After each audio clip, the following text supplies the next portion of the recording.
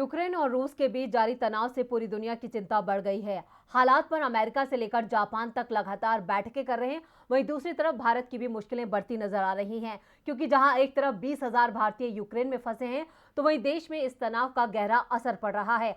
खाने के सामान से लेकर फोन और तेल सब कुछ महंगा होने की आशंका जताई जा रही है। जिस बात का डर पूरी दुनिया को सता रहा था, आखिरकार वो ही हो गया। यूक्रेन और रूस के बीच तनाव को रोकने के लिए लाख कोशिश की गई। यूएन ने भी अपील की, लेकिन विवाद नहीं सुलझा और गुरुवार का दिन यूक्रेन के लिए काला इतिहास बन गया, क्योंकि रूस ने जमीन से लेकर आसमान तक उसे घेर लिया। पिछले 24 घंटे से लगातार यूक्रेन में रूस गदर मचा रहा है, जिसकी वजह से दुनिया की टेंशन बढ़ गई है। यहाँ तक कि भारत की धड़कनें भी बढ़ती जा रही हैं, क्योंकि इस विवाद का असर देश पर दिखने लगा है। माना जा रहा है कि रूस और यूक्रेन के बीच जारी विवाद से देश में आम उपभोक्ता का रसोई का बजट बिगड़ सकता है, क्योंकि यूक्रेन से आने वाले सूरजमुखी के तेल के आयात पर असर देखा जाएगा।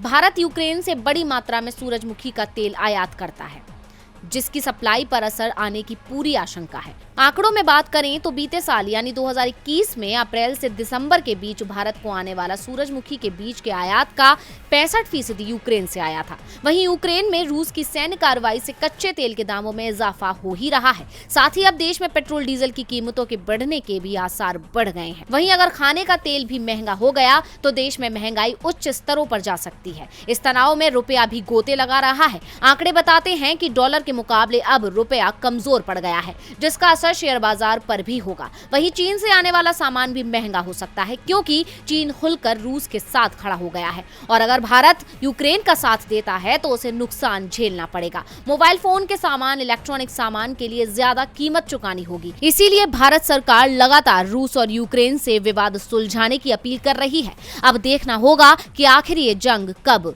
थमती है। डीवी लाइव की रिपोर्ट।